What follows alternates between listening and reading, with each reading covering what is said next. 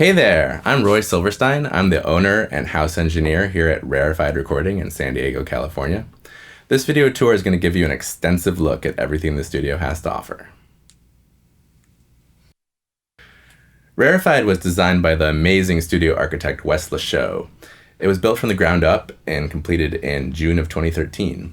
It consists of a control room, a live room, and 2 sound locks that can be used as ISO booths. So I'm standing right now in the control room where you can see we have an extensive diffusion system from RPG Acoustics, as well as plenty of absorption and bass trapping. The control room is really where the whole design comes together. And the way that Wes does his control rooms, you get what's called a reflection-free zone in the sweet spot here. And because of the way the angles are and the placement of all those treatments, you really only hear the speakers with very minimal influence from the room itself. So that means the engineer can accurately hear what the mics are picking up and how the mix is all coming together. So the main speaker system at Rarefied are these soffit-mounted Dynaudio M3A speakers powered by Bryston amps and active Bryston crossover. These are truly meant to be the main speakers at the studio. They're not just for show. They give you a very accurate picture all the way from 30 hertz to as high as you can hear. So you don't need a subwoofer or anything when you use these. There's also a pair of Neumann KH310 speakers at the studio that come up and down on these motorized stands, which is pretty cool. It also allows you to, get them in totally perfect position when you're using them, and when you want to use the mains, you can get them totally out of the way. Neumann purchased the Klein and Hummel brand of speakers, so these are actually just like the K&H speakers that you may or may not have heard of before, but they made a few tweaks to the design, but overall this is a great speaker and a good complement to the Dynes. A third monitoring option at the studio are these Aventone active mix cubes, which are similar to the old Oratones that you may have heard of. So these give the engineer an idea of how the mix might be translating on a more modest set of speakers. So a fourth option at the studio for monitoring is actually this little jam box by Jawbone. It's just one of these little, portable speakers that you might find typically in use today at home. Also, we have a pair of these little cell phone speakers, which will give you an idea of how things are translating onto a mobile device. The board here at Rarefied is a 32-channel Toft ATB. The Toft carries the lineage of the famous Trident brand of consoles, which were designed by Malcolm Toft in the 70s, and they were used by bands like the Beatles and David Bowie and T-Rex. I love the EQ on this board, and it's got plenty of flexible routing options to make it easy to utilize anything in the studio. In fact, every in and out of the Toft can be accessed via our professionally designed tiny telephone patch bay system. The patch bay is like the central nexus of the studio, and it allows for infinite number of routing combinations to match the creativity of the engineer at hand. Okay, so now I'm going to go through all of the rack gear in this credenza back here, starting with bay number 1. Up top, we've got a Smart C1 stereo bus compressor. This is basically a copy of the famous SSL G series bus compressor. So it's an awesome compressor to use on your entire mix, really glue the whole thing together and tighten up the bottom end and give your record that finished sound. Below the Smart, we've got a 500 series rack chassis here. Obviously lots of room to grow, but right now we've got a pair of Electrodyne 501 mic preamps. Electrodyne was a console manufacturer, probably in the 60s, and they made some great consoles that folks like the Beach Boys used to use. So it's an amazing sounding mic preamp, very full. I love it. Down here is an Ampex 350. Now this came out of a tape machine, but it's been converted to be just a mic pre. Basically, this knob is the gain, and that's it. Tubes, transformers, super high headroom, great sound. This here is a Great River MP2NV. So this is Great River's kind of Neve 1073 mic pre kind of sound. I like it a lot because of the dual stage gain. You got the input and the output, so you can really crank it up and distort it if you want, and then turn the output down. It's also got this impedance switch, which, especially for ribbon mics, will brighten them up quite a bit. and the loading switch here, which has another subtle change to the sound. So that's cool.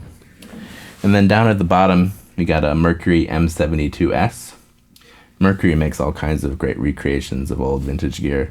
This is their version of a Telefunken V72. Telefunkens were, or the V72s were used in the old Abbey Road mixing decks. And they've got a great textured mid-range, and I don't know, something about this I love on bass too. So it gets used quite a bit. So moving on to the second bay here.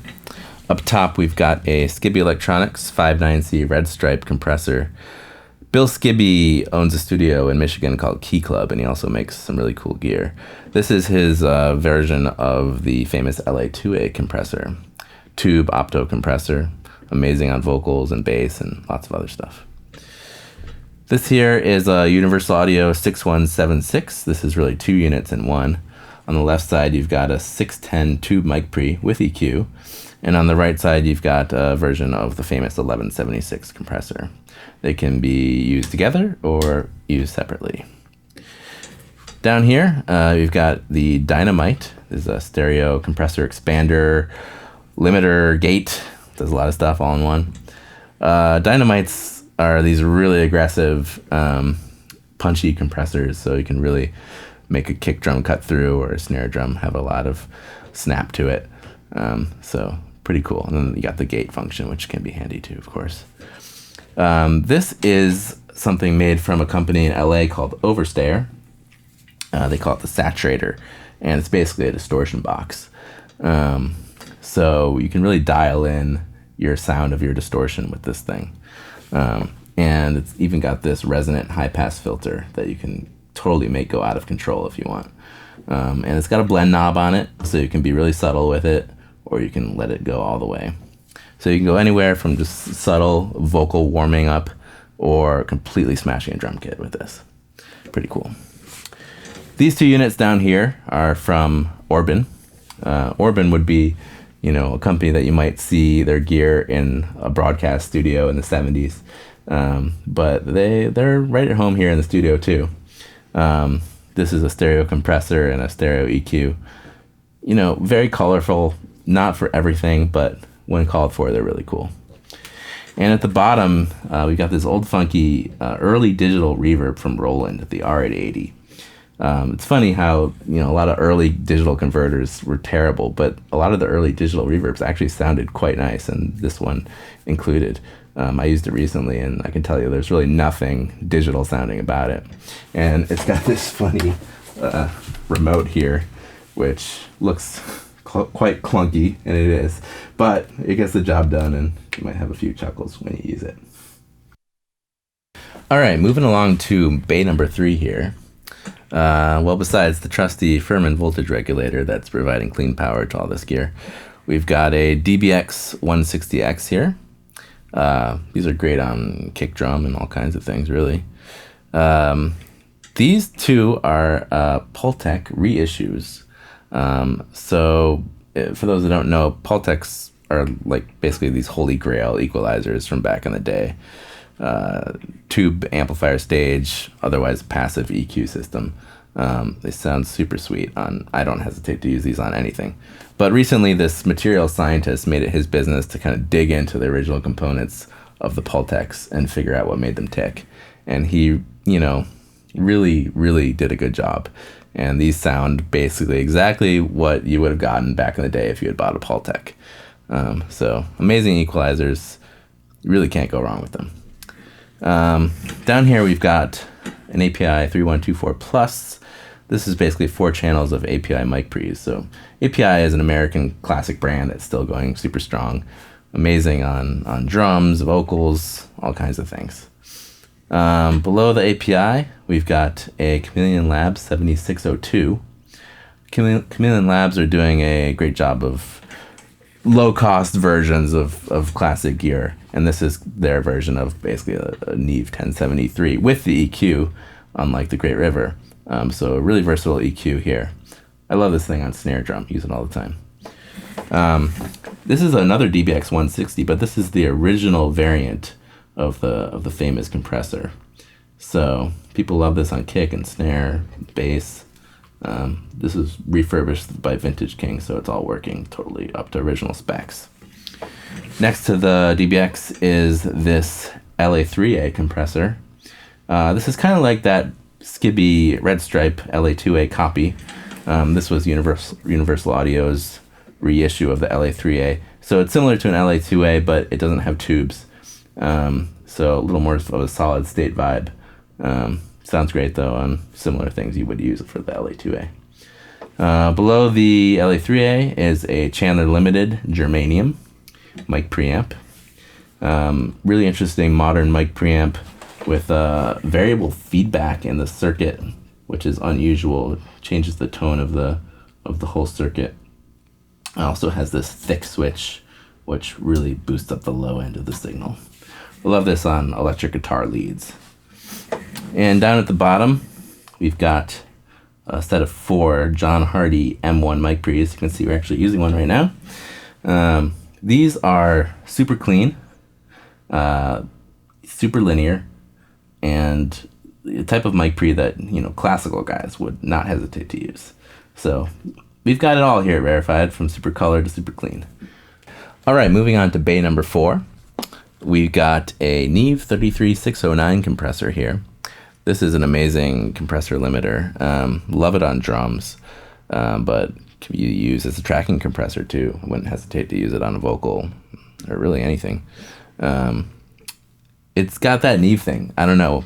I think it's the transformers in it or something like that. There's something about the mid-range character of this that I just love.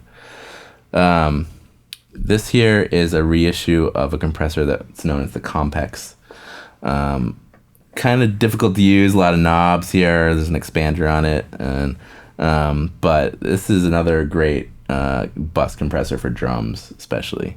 And you just gotta spend a little bit of time to dial it in. Here you have the ubiquitous distressor, probably found in every modern studio now, and well, you can't really say a bad thing about it. It's super versatile. And you can go from super subtle to completely crushed. Down here, you've got the purple MC77. This is a particular variant of the famous 1176 compressor. It's got all the ratios, and it will also do the all-in setting. Super aggressive sounding. Love it on a rock vocal, snare drum, room mics. Really cool. Below that, we've got a spring reverb here from a company called Mic Mix. This is called the Master Room. It's cool because it's got a EQ on each channel. Really cool sounds that come out of this thing. Love it. It's got the mono chamber drive option, or you can do stereo, and it's also got the mono chamber return option. It's kind of cool. This here is a radial workhorse power strip. It holds 3 different 500 series units from radial. In this case, it doesn't have to be radial, but I put in their Phase Q tool here, which is a phase shifting box. And this is great for when you're recording a direct signal and a mic signal, like on a bass, for instance, and you want to make sure that they're phase lined. You can use this to do that. And these 2 units are called the Ecstasy, EXTC. These are designed to interface the pro audio world with like the guitar stomp box world. So let's say you want to use an effect on your mix or on some particular aspect of your mix, like a flanger or phaser or whatever. You have a stomp box for it. You could use the digital plugin, but you could use that stomp box instead. Interface it with a couple cables here. You can control how much signal you send to the stomp box, how much you get back from it. Makes it super handy to integrate those types of tools into your setup. And this here is another spring reverb. This is the Fisher Space Expander. Really old, funky, a little bit noisy, but super unique sounding reverb. You would find these back in the day built into Hammond organs. And that famous dub engineer is known to have used these on his dub mixes, King Tubby. Down at the bottom, we've got another spring reverb. This is made by Demeter. It's called the Real Reverb. It's not as quite as sophisticated as the Master Room, but it has a great tone to it, and more almost plate-like, I'd say. And It doesn't really do the boing thing, but it sounds really clean and beautiful. All right, moving on to bay number 5 here. This is where we've got our converters. So we've got the Burl B2 Bomber ADC here. This is 2 channels of analog to digital conversion. It's just in complement to the set of Apogees here, but the Burl's great. You can track to this to Pro Tools, or I use it personally to capture the mix off the board. And it's just a different flavor of conversion. The Burl is made with an analog front end, probably more similar with what you would see in a tape machine with transformers and discrete components and stuff. So a little bit of a beefier low end to it and a little more kind of rounded out on the highs. But, sounds great. And the Apogees sound great too. We got 32 in and out here, so really more than you would ever need. And you got the soft limit feature, which gives it that sort of rounding at the top end, just like tape might do. So, Apogee is basically classic at this point.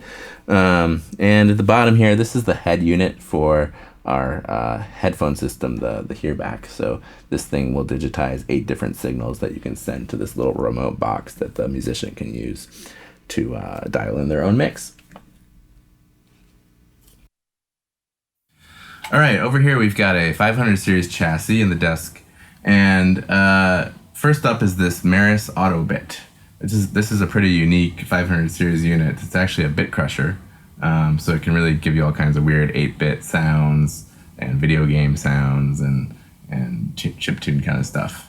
And it's got a ring mod on it, and it's pretty cool. This guy right here is the Duressor from Empirical Labs, so same company that makes the Distressor. It is a de-esser, as the name might imply, and you can of course use a plugin to do that, but it's nice sometimes just to make it sound good from the get-go when you have S problems.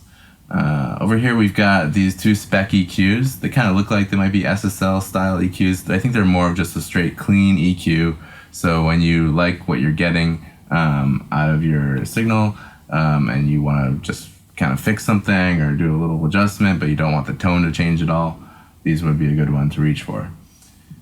These are the standard audio level ors. They are basically like the Shure Level Lock, which was this crazy compressor that tried to make everything the same level.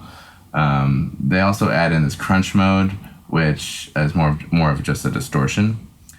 So these are really fun to use on drums and stuff because they really smash the hell out of things. This is a envelope from Elysia, and it's similar to the SPL Transient Designer, but it gives you a little more control over how that works. So you have this attack and sustain capabilities here, so you can boost the attack or sustain of an instrument or cut them. But the frequency knob lets you dial that in a little bit more as terms of what frequency you start to have that attack control happen at, or sustain control. And there's actually even a mode on this where this whole thing just becomes an equalizer, which is just a kind of added bonus. This is the Little Labs VOG, which stands for Voice of God, and it's an interesting bass resonance tool. So what it does is it kind of boosts your low frequencies in a certain area and then does a big cut of everything below it. So it's really great for when you're trying to get your bass to sit in the mix right. And it's really cool in kick drum if you want to make something sound more like an 808 or something like that. And of course you could try it on a vocal and get a real kind of beefy low vocal. And then finally we've got this Moog 500 series analog delay. So awesome delay from Moog. Moog's amazing. But what's really cool about this is actually the MIDI port on it, which there's a plugin that you open in your DAW, and you can actually control all these parameters, as well as ones that don't show up on the front panel, like the LFO, and you can sync things to the timing of your session, and it's really opens up all kinds of crazy possibilities. So that's those. All right, we've got one more 500 series chassis here to go through. This is the Shadow Hills Mono Gamma mic preamp. It's a really cool modern mic preamp with a fairly unique transformer option here. You've got the nickel transformer or the steel transformer. Also an option with no transformer. So you can dial in some different sounds. The nickel's like really beefy, and the steel is like brighter, cuts through the mix a bit more. So pretty cool mic pre. These two guys are the Animod AM660s. These are fairly unique. So these go after the sound of the famous Fairchild compressor. But the Fairchild is like this huge compressor, and it costs way too much money to buy. And, you know, it's ridiculous that they're able to like achieve a similar sound in the 500 series. And the way they did it is similar to what all the plug-in guys do when they're emulating vintage gear. They kind of model the behavior of the circuits. And then instead of doing it in DSP, what Animod did is they did it with other analog circuits that are just not as big as the tubes and transformers that you normally would have in an actual Fairchild. So in 500 series, they managed to sort of achieve a similar sound. I love these on bass, vocals, acoustic guitar, or potentially on the entire mix. I've used it on slower songs. So over here we've got the Helios Type 69 mic pre and EQ. Helios was another one of these old console manufacturers, famously used at Olympic Studios. So yeah, this would be a mic pre that would have been used by the Stones, Hendrix, classic sound, really cool EQ. Love it. And finally, for the 500 series stuff, at least, we've got the Chandler Limited TG2. This is another mic pre. This one is modeled after a particular mic pre that would have been found at Abbey Road Studios, so used by the Beatles and so forth. But I love this on electric guitar. It's got a really creamy sound to it. And besides that, over here we've got this Yamaha analog delay. This is the E1010. Pretty cool unit. It's got a little EQ on it. Different push buttons here to get the different delay times, as well as this knob and the feedback mix knob, and this really cool frequency modulation feature, which lets you go off into some really strange territory. All right, I'm standing in one of the corners of the control room now, where we have a big rack of synths here. Got a variety of things. So up top is this Studio Electronics ATC1. This is actually a totally analog synthesizer. What's cool about it is these little cartridges that have different classic filter types in them, from the Mini Moog and the ARP2600 and others. Pretty cool synth. I actually usually have another Studio Electronics one that goes here. It's called the Omega 2. It's out for repair right now, but that's usually there. And then we've got two analog modeling synths. So these are digital synths that do a pretty good job of kind of recreating a similar analog sound. We got the Virus and the MS-2000. And then there's two digital synths here, the Korg Wave Station and the Roland JV2080. So if you need just like a regular piano sound or something, or organ sound, you can just quickly grab some of that, or there's lots of strange sounds in those. This is the MIDI interface itself. So you can actually, plug in a MIDI keyboard here and route it to any of these keyboards, or you can run a MIDI sequence from Pro Tools to any of these units. And just one last thing to mention over here is our ISO box for the computer. So this is a great little way to keep the noise from the computer down in the control room and keep the computer cool. And works like a charm. All right, I'm in the other corner of the control room now here, where we have an actual real tape machine. This is an MCI JH16. It looks like a 24 track, but this is actually a 16 track. So I put a 16 track head stack on here. So pretty cool, 2-inch 16 track. You get really wide track width for each track. This was bought through Chris Mara of Mara Machines. That's why it says Mara here. He refurbishes old tape machines. He's based out of Nashville. So yeah, really cool machine, the JH16. It came before the JH24. Once they got to the JH24, they pulled out like all the transformers. So this one still has all those transformers, all that color and vibe. We've got the remote for it here, still works. Rewind function there, stop, and even the auto locate feature. Pretty cool. And you also have a manual jog feature that's pretty neat here. Just as soon as you touch it, you can go backwards or forwards. So yeah, when you want tape, there's nothing like the real thing. And we got it here at Rarefied. All right, over here we've got quite a few different electric guitars and basses that you can use while you're here. This here is an Epiphone Les Paul, classic studio guitar, tons of sustain. You probably know it. Right here we got a Fender Telecaster on loan from Mr. Scott Lehman, who's operating the camera right now. Recently set up by Sean Hutchinson of Hutchinson's. Plays like a dream. Over here, this was my first guitar, complete with Apple stickers. These are original Apple IIe stickers, by the way. This is a Fender Strat, Mexican. Also recently set up by Sean Hutchinson. This here, something a little different, on loan from my buddy Eddie. It's a Dan Electro Hornet reissue. Super vibey vintage guitar. Well, I guess it's reissue, not vintage, but it's got that vintage tone.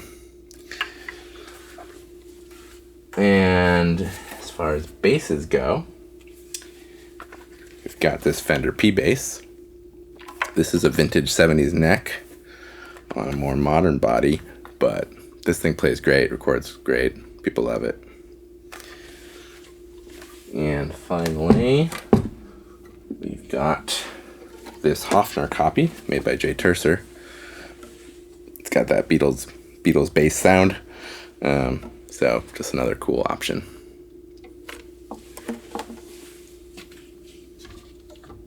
All right, I'm over here on the other side of the control room now, where we've got a complement of interesting acoustic guitars and a banjo. This here was my grandmother's. This is a K. Really unique old sound to that guitar there. This one found at a thrift store. It's nearly fallen apart, but it actually sounds pretty neat. If you're looking for something different, this one will really give you something. This is probably the most normal sounding of the acoustics in the studio. It's an Alvarez. So if you're looking for something just more standard, I'd pick up this one. And we've got this classical guitar that belonged to my father. So nylon strings. If you need that, we got that. And also my father's. This was his long neck banjo. So if you need a banjo, we got that too. All right, before we leave the control room, I just wanted to show you guys a couple tube direct boxes that we have at the studio that are really cool. This is the A Designs Ready. So it's a very simple unit, just got the one volume knob. Sounds great though. This one here is the Tonecraft 363. Tonecraft is actually a local company to San Diego. This one's great. It's got input and output gain, so you can really drive it hard, get a little distortion if you want. And then it's also got a Baxendale EQ, just great bass and treble EQ. Super simple, but super effective. I also like that it has two outputs, two individual outputs. So, when I track bass, I like to record the bass and then a compressed version of the bass, so that makes it really easy to do. These are great on synths too, of course. With the Tonecraft, you can use their little boost mate with it if you want, and that actually allows you to use this as a mic preamp.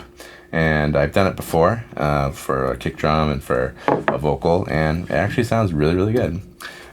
So two great tube DI options at the studio. All right, we are now in the live room at Rarefied Recording. This is a neutral sounding space, I'd say, very even throughout, not particularly lively. more on the dead side, but not overly dead.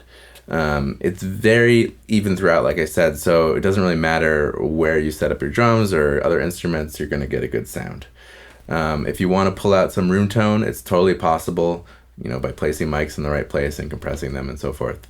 And also we've got over 10-foot ceilings here with a nice cloud up the top, so there's no concerns about bad reflections from the ceiling or anything like that. So one fairly uncommon feature in the live room here are these bifuser panels, which are on 2 different walls. Basically, you're seeing right now the reflective side of these, and you can flip them around, and you can get the absorptive side. So by doing this, you can really dial in how much high frequency energy especially is bouncing around the room and get like a really dead sound or something with a little more life to it. Now, one other uncommon feature that we have in the live room here is that we actually have a set of windows. So if you want sunlight in your session, just draw these drapes back and boom, you got it. If you prefer darkness, close them up. No problem. But either way, it's cool to have the option. So we actually have 2 of these really heavy-duty gobos in the studio. These are great for isolating things in the live room that you might be doing at the same time. It's great that they have the glass on top, so you have great sight lines, but still awesome isolation. The 2 bottom panels on each side are actually slightly different. So this is the red side here, which is just purely absorptive. If you come around to the other side, which is colored brown, this actually has a harder backing on it, and it's a little bit more reflective, so you can use those as you deem fit. So besides the main live room, there's actually 2 of these sound locks. They're on either side of the studio. They're small, but they work fine for isolating guitar amps or even a vocalist. They're wired for the hearback system and up to 4 mics. They also have instrument and speaker level pass-throughs, which allow the performer to be out in the live room or the control room, but have their amp or speaker cab in the sound lock itself. So if you haven't already noticed, we have quite a few instruments in the live room here. This right here is our Boston Baby Grand piano, on loan from my friend Normandy. And it is designed by Steinway, actually. So it's not a Steinway, but it inherits some of the technical aspects and some of the craftsmanship of a Steinway. And because of that, it sounds amazing, and it records just super, super nice. All right, over here we've got our Hammond organ. This is a B2. It's got the Leslie speaker with it. And what's cool about this one is someone added a percussion upgrade. So this actually makes it more like a B3. And what you get here is, you know, the classic Hammond sound with the Leslie speaker, which is very difficult to emulate with anything else. So on top of the Hammond organ, we got a few fun toys here. This is a Casio SK1 sampling keyboard, classic. This is a Yamaha PSS 130, kind of a fun 8-bit sound to this guy. We've got a Micromoog synth right here. This is an amazing synthesizer. And what's fun is that we've got these little presets that go on top. That's how they used to do presets. So we got a bunch of those, so that's cool. It's also some fun toys like this little Korg Monotron and some different analog drum machines like this Con and K Rhythmer and this Rhythm Ace. So some cool little toys. Now on top of the Leslie here, we've got a whole pedal board. This is a nice pedal board from a local company called Salvage Custom. And we got an assortment here of different guitar pedals. The Ibanez Tube Screamer, the JHS Cran. Here's an old Big Muff Pi with the old green case there. A couple of Moog effects, the MF Flange and the MF Trem. Little electro-harmonic Small Stone, as well as the Analogizer and the Small Clone. This is a really great pedal, the Warp Vinyl from Chase Bliss Audio. Super cool sounds out of that. A Voodoo Labs Microvibe, a Memory Boy, and a little ABY switch. So over here we've got a Rhodes Mark I electric piano. classic sound of the Rhodes. It's got those bell-like tones, but also if you dig into it, it really gets kind of crunchy and mean. So I love that. On top of the Rhodes, we've got some other fun toys. Some more pedals like this octave multiplexer and a wah pedal. Some of these Korg Volca series sequencers and so forth. I got a vocoder here. This is a funny little thing called the Remco sound effects that makes weird gunshot sounds and laser gun sounds. This is a cool little guide interface that lets you hook up your guitar to the Leslie speaker. So that can be fun, or anything really with a 1/4 inch connection. And then this is a really kind of rare synth now. It's called the SID Station. It's made by Electron, and inside it actually has the sound chip from a Commodore 64. So it makes these crazy, old computer sounds. So over here we've got a Wurlitzer electric piano. It's similar to the Rhodes, but it's got its own thing going. I like having these actual electric pianos in the studio because they have their own little quirks to them. And yeah, you could have a Nord Lead 3 or something in Logic that you pull up with these sounds, but it's never going to be something unique like this. Now, over here, we've got a Farfisa mini compact organ. These are Italian organs, made probably in the 60s. And they've got these really dark, haunting, reedy sounds to them. Really cool. So over here we actually have a Deegan vibraphone made in Chicago. Not every studio has a vibraphone, but it's kind of cool thing to have. It might not be for every project, but if you're looking for one, here it is. We got a whole box of mallets for it, as well as other stuff down here, like a whole set of percussion, an auto harp, a Hohner melodica, and a glockenspiel. One more instrument for you. We actually do have a theremin here at the studio. One of the earliest electronic musical instruments ever invented. Very, very difficult to play, but if you'd like to give it a shot, we got one. Alright, so now we're going to go over a bunch of different amplifiers we got at the studio. Starting with this Silverface Fender Twin. Needs little introduction. Great amp. What can I say? On top of it here, we got this fun little Greta tube amp. Pretty much nothing but dirt out of this guy, but it can be fun for effect. Similar thing here, not tube, but this fun little orange Crush 3. This right here, this Ampeg Gemini 1, I love this amp. It's probably my favorite amp in the studio. Just has a really unique character and vibe to it, and I love the reverb sound and the tremolo on it. Over here we got a solid state Harvard reverb, so if you need a different tone, you can really get something different with this one. Over here we've got a Fender Bandmaster with a Blackface. My favorite clean tone amp I've ever heard is this one. It's got the 212 cabinet for it, and this is a Schreier Audio reverb unit, locally made. This is another reverb unit here. It's a PV Valverb. It's tube. It's got a tremolo in it as well. Really cool. And this is a Trainer open back combo amp. Pretty underrated amp here. And finally, we've got a bass amp, classic, the Ampeg B15. Big transformers, tubes. Maybe not for loud rock, but for pretty much anything else, this is a great sounding bass amp. Okay, so one other cool thing I just want to show you guys before we leave the live room here are these two tape echoes I got. Got the classic Space Echo, just the standard RE101 here. It's old, it's a little funky, but if you're after that sound, there's nothing like it. Over here, though, is a much more modern tape echo. This only recently came out. It's the T-Rex Replicator.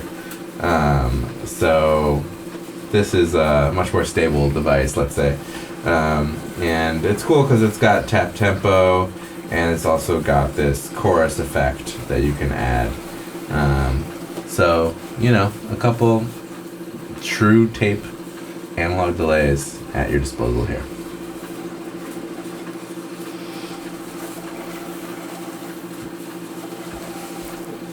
So welcome to the Rarefied Lounge. This is a great place to, you know, get out of the studio for a bit. Maybe you need a bite to eat, maybe you need some coffee. We got a kitchenette here full with coffee machine, complimentary. Filtered water straight from the tap, microwave, toaster oven, mini fridge. Of course we have a couch, really cool circuit board table. And we've got a TV here and got some old school video games. We got Apple TV, including Netflix and HBO for your viewing pleasure. And basically everything you need, including a full bath. So actually, if you're from out of town, people have stayed here overnight, and it's just a small extra fee. So this is the mic closet in here, and you'll notice we actually have a house drum kit as well. It's a Premier with a slingo and snare and some Zildjian cymbals, and yeah, a bunch of microphones, which we're gonna show you some highlights of in a moment.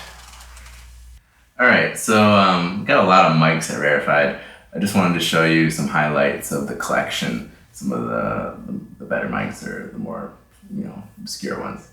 Right here we've got our Neumann U67. So this is an amazing vocal mic, as well as for other things. You know, it's an old tube mic, and can't beat it on many a source. This is another tube mic over here. This is kind of more obscure. This is a Lomo 19A18. It's a Russian tube mic. Very strange design, but very interesting sound. Over here we've got a vintage AKG D12E. So the more modern equivalent of this is the AKG D112, which we also have. But this is like the old school one. Great on kick drum. We got a pair of Bear Dynamic M160s here, little ribbon mics. These are great mics. This is a mic by a company called Sound Deluxe, which are now called Bach. But this is called the iFET 7, and it's got two modes in it. The I mode, which stands for instrument, is similar to the Neumann FET 47. And the V mode, which stands for vocal, is similar to the Neumann U87. So you kind of get a 2-in-1 on this. Great mic. Over here, we've got a pair of Telefunken Elam 260s. These are modern mics, not really made to sound like any particular vintage mic or anything like that, but they're just great small diaphragm tube mics. And these ones here are the Pluso P84s. And these are kind of made to sound similar to the Neumann KM84s, classic small diaphragm condenser. This big guy here is the AEA R44. I actually have two of these. So these are basically exact replicas of the old RCA 44 microphone. Big old ribbon mics. You probably see like Frank Sinatra singing into this. Amazing sound. This is a more obscure ribbon mic. It's an RCA BK5B. And these were designed to handle loud sound pressure level, and for a ribbon that's a little bit rare, especially for a vintage ribbon. This is an amazing mic on electric guitars. Really love it. This mic here is a modern mic from Josephson. It's called the E22S. It's a great mic for loud sources, snare drums, and other drums, and loud guitars too. Really just an overall great small diaphragm condenser, but not overly bright. Over here we've got a pair of Coles 4038s. These are also ribbon mics, classics for drum overheads, but anything that you want to have a nice dark beefy sound, these sound amazing on. And then finally we've got a couple of mics here from Placid Audio. These are really fun effect mics. This is called the Copperphone. That kind of has a built-in telephone kind of sound. This one here is called the Carbon Phone. and it has kind of a built-in grainy CB radio kind of sound. So little, fun toys to use here and there. Yeah, that's kind of the highlights of the mic collection. Alright guys, well that just about does it for this very extensive tour of Rarefied Recording. Thanks so much for watching. As you can tell, the studio is well equipped for any type of project. And if you want to know more, please email us at info@rarefiedrecording.com and we'd be happy to get back to you as soon as we can. Thanks again for watching.